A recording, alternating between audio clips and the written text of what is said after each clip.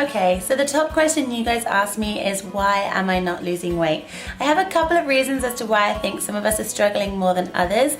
And my first reason is, have you decided that you want to lose a stone in 6 weeks? Have you joined the gym, you're going as many times as possible, and you've slashed your calories in half?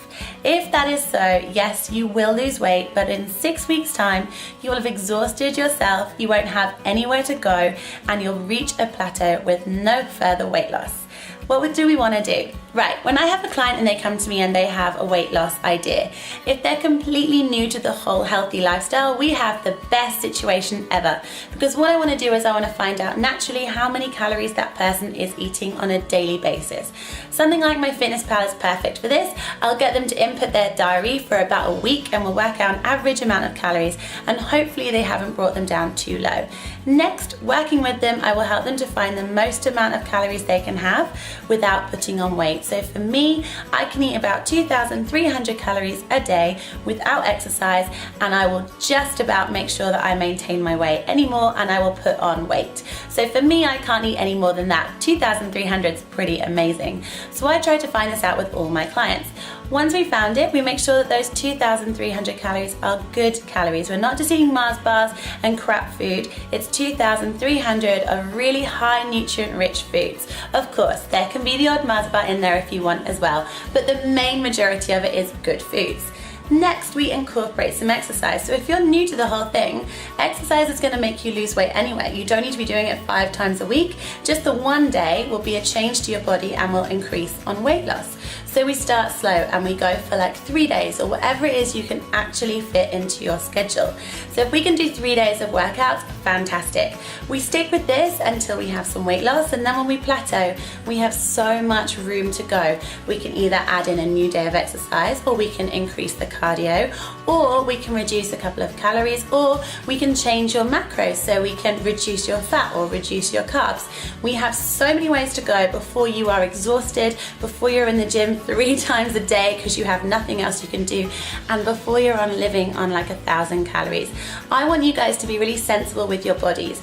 I want it so that you guys can eat the most amount of food and have the least amount of exercise and enjoy your life. I don't need you guys spending your whole days in your gym and counting every calorie there is. So unless you're doing like a bodybuilding competition, or you want to be like a bikini model, or you're doing like a competing, something you need to be monitoring it for, or doing an intense amount of exercise, let's try and make it as easy as possible. Next, are your cupboards too healthy? Have you gone completely OCD and decided that you're never having carbs again? Fat is the dirtiest word of all, and protein is the only thing you're gonna have, but you're just gonna spend your whole time farting and living on shakes. This is definitely not the idea. Now, my cupboards are not particularly clean. We like to make sure that we have a balanced diet here, because otherwise I would climb the walls and end up in the nearest corner shop scoffing all the dairy milk marvelous creations. So what I want you guys to make sure that you do when you do your weekly food shop is you make sure you have something for everything. Don't keep your cupboards super bare so that you feel like you're trapped in your own home and all you think about is food. Sometimes we get too addicted to being really healthy and it just shocks your body too much. The more you take out means later on the more you can't put back in. So try to keep as much and as many food groups in as possible before you try and remove it all. Remember, if you take bread out and it's gone like 6-7 weeks, you might find that bread then gives you a tummy ache. If you take your favorite dessert out, you might then find, like I did, that 8 weeks later I get headaches when I have chocolate. So if you really love something, keep it in your weekly food shop, but just have it once, or have it every other week. But just make sure that you are not depriving yourself of a life. Remember, you want to lose weight, you don't want to be living in a prison and hating everything that you buy on your food shop. Now, when it comes to fruit, we don't have much fruit because I am a fruit monkey and I eat everything, and I'll have way too much in a day, and it does take up a lot of your sugars. So bananas, generally 1 a day after a workout, lemons, and the much loved avocado is always in my fruit bowl. Then if I open my fridge, in the freezer we will always have lots of fish for me and frozen vegetables and broccoli. And then moving on, I always have some Greek yogurt because this is really high in protein, which helps me reach my protein goals, but also is great if I just add a little bit of honey or some jam and some strawberries on it. It's a really nice dessert. Eggs are hugely popular in our home, as are strawberries and blueberries in smoothies smoothies, on pancakes, in everything. Now, I don't have milk because I found it really does make me have to run to the toilet within about 2 seconds. So I generally have, and you can see it in here, coconut milk or almond milk. The boyfriend has started liking coconut milk, so we've kind of moved on to this.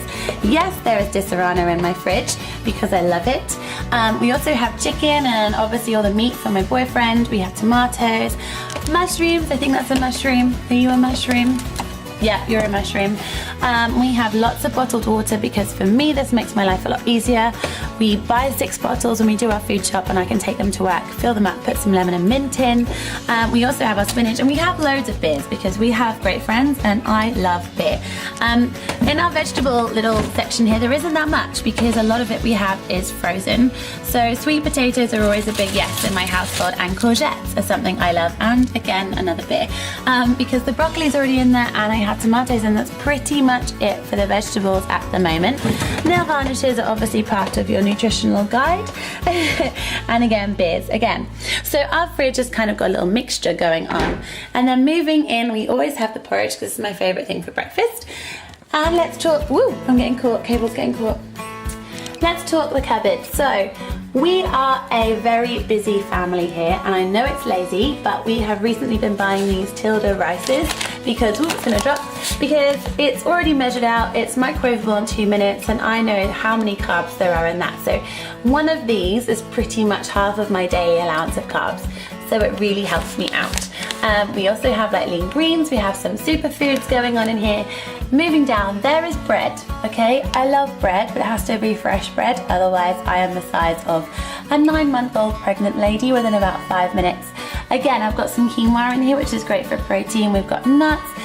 Leon loves these chocolate rice cakes. Again, high in carb, not crazy high in carb, but they're really low fat and they're not very high in sugar. So I sometimes have those if I've come home from work and I cannot wait another 20 minutes for my dinner to be on the table.